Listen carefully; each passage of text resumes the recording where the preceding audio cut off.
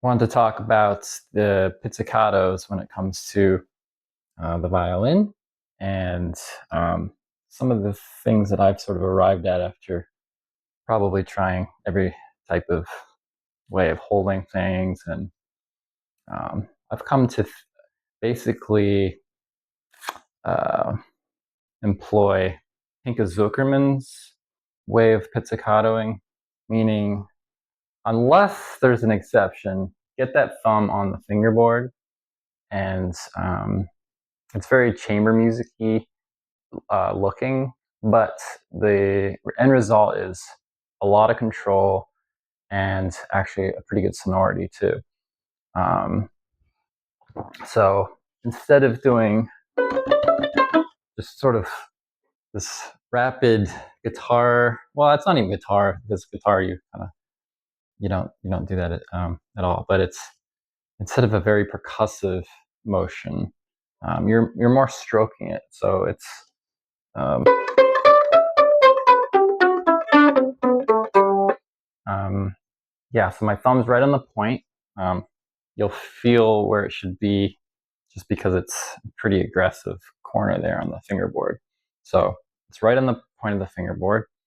And then the key, so this is beyond what sort of Pinker Zuckerman um, was getting, was sort of going on about. But as far as where to put the right hand, that's one thing. But where to pluck is really important too. So I've discussed in other videos, the violin has got natural harmonics everywhere. This is not a surprise for anyone that's played the violin for a long time. So if you divide the the string up from this bridge to I think it's called the nut down here. So it's like the solid contact to the solid contact. If you divide that length into even numbers, so into 2 and then to 4.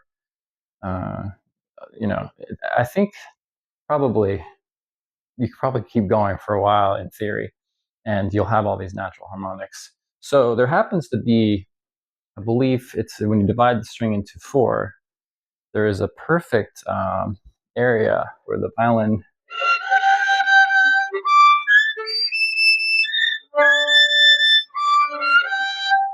it's around um, 3/4 of an inch from the end of your fingerboard. They're kind of hard to nail when you're like doing some, vinyasa passages because you'll have to go, you really have to nail that exact spot. It's less forgiving than when you divide the instrument into 2. This harmonic is extremely forgiving, meaning you don't need to be exactly on the right spot for it to ring. If you are in the right spot, it'll ring with a lot of sonority. But this one's a little more finicky, I guess is the word. But if you can sort of get to that spot more or less and pluck there, you end up with a really nice sonority for pizzicatos. So this is what I always do.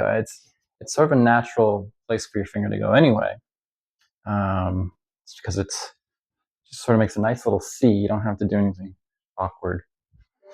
So again, thumb right on the point where it kind of hurts, and then your uh, index, nice little bony index, is going to pluck right where that natural harmonic is.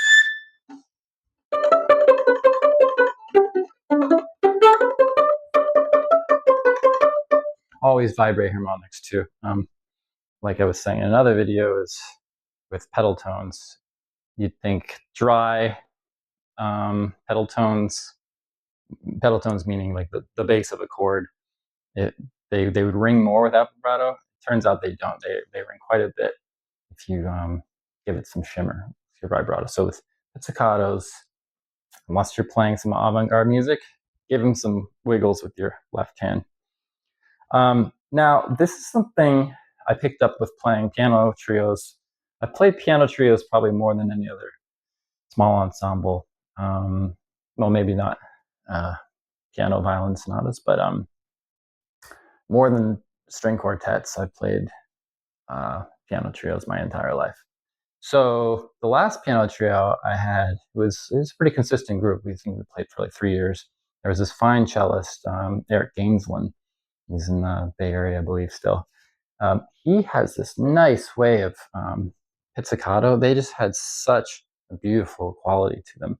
And, when you're in a trio, all you have to do is look over and get pro tips from others that seem to be on top of things. So basically, instead of um, instead of just sort of a flaccid index finger, it's a little it's a little stiff. It's a little hooked.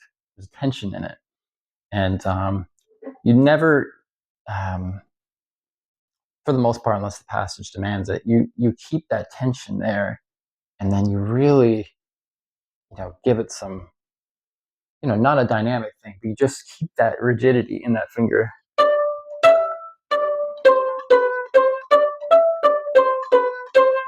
It has a really nice quality. I think with cello, it's they pizzicato more than violinists too.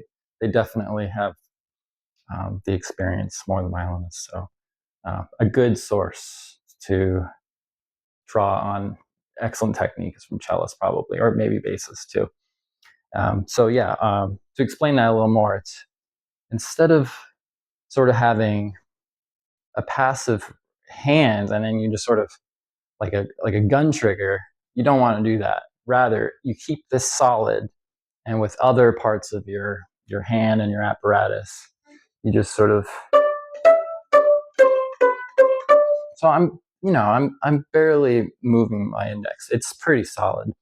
That way, you just have this beautiful quality, and yeah. So those two things. Another thing that's interesting is that the cellists, unless they're breaking a huge chord, they're actually in this little Pinkas Zuckerman box too. I'm sure this is not the first violinist to play pizzicatos with the thumb on the fingerboard, but what's sort of stands out with Pinkas Zuckerman is he was a soloist, or he is a soloist, so there's something to be said for sort of grand gestures for a soloist. So when you have a soloist playing in a concerto setting, and then instead of going like something very very dramatic, he would go, and believe it or not, maybe the visuals suffer a little bit. I don't know. That's not for everyone. It's not for me. I think the most important thing is sounding good.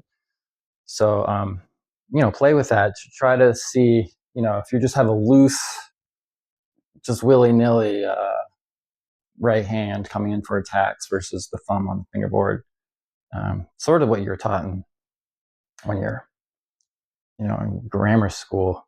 If you came up as early as I did, I think all pizzicatos sort of were started like this, and then you sort of get away from that because you think it's too basic or you think it's a little childish. But like I was saying, this is the only way a pizzicato is thumb on here, and then you have so much control. You have agility, you have good sonority, and there's some. I think it's the Ravel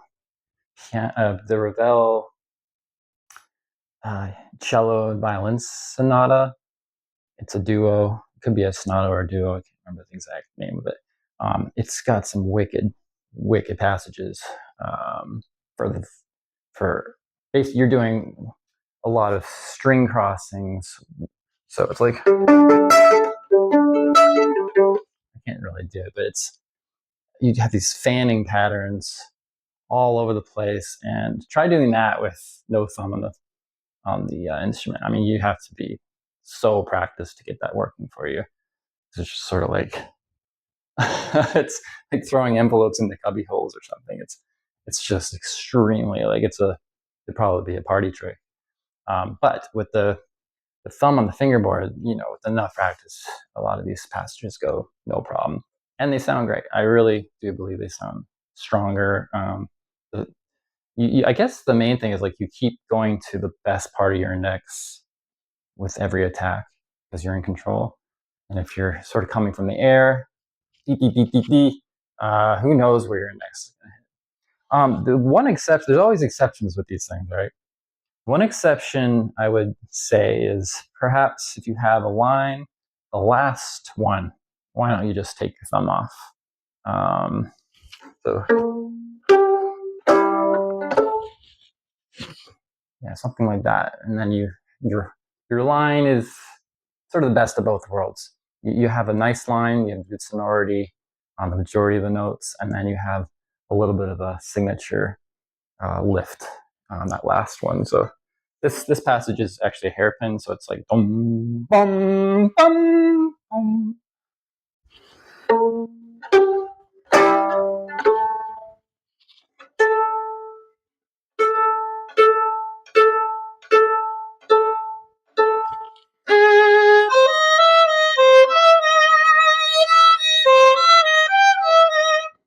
Yeah. Now, I just wanted to briefly talk about left-hand pizzicatos. I didn't want to get into the whole like, uh, as far as like the Paganini type of pizzicatos where you're doing hammer-ons, like Paganini 24. But generally, you can take one of these little tidbits and apply it to the left-hand pizzicato. So why don't you take this idea of playing on that harmonic node that you do with the right hand, and when you do pizzicatos with the left hand, put pizzicato right at that main harmonic spot. So it's around there. Yeah.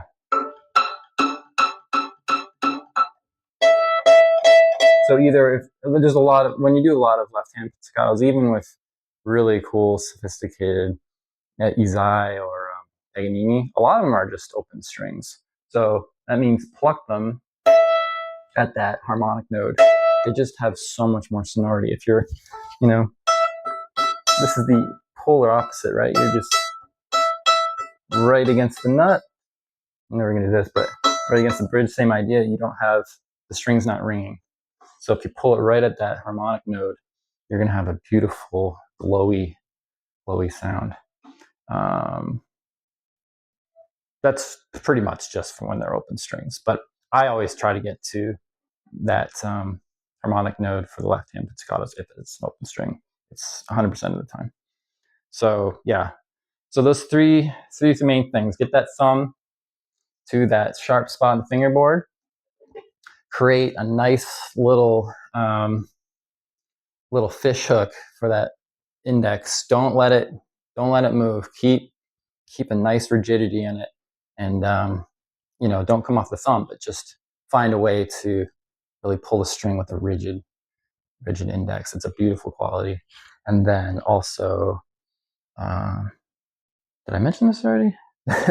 Yeah, pluck pizzicato at the harmonic spots. I think I might have said the same thing twice, but yeah. So those three things. Yeah, good luck with that, and don't let your pizzicatos get too rusty. Don't necessarily do scales in pizzicato, but if you're playing some pieces and they don't have pizzicatos in them, and years go by, don't let your that technique get rusty. Keep it in your wheelhouse. Do some, weekly little drill that can sort of exercise that range of motion, and yeah, it's pretty cool technique. Oh, I did want to talk a little bit about 4-note chords before I close out, though. This is probably the most common thing, is to have a pizzicato that spreads across some notes. So and we'll just take for granted a 3 or a 2, but rather everything applies what I just said. So again, thumb here, try to get rigid. You're gonna have to probably get a little less fish hooky with that index, but more or less try to keep the rigidity in the finger no matter what the angle is. And an additional matter is really press hard when it's time to pull the pits with your left hand. It won't work if you're only half-assing the pressure. You have to have full pressure to basically recreate the nut of the instrument, but with your fleshy fingers. So really press. You can do that for individual ones. It's not as important. But with the 4-note chords, if they're going to ring, you're going to have to press, and also at a slight sort of harp angle. If you go across, it'll be a little broken, but if you want to have a in one quality, just go right diagonal down the string. And that way you won't snag that sharp E, and it won't like have a real, just down an angle, start at that harmonic node. Yeah, I don't want to go into that too much because it's a little less specific. It's more just doing it. But yeah, those 3 things, plus keep in mind about the pressure. All right.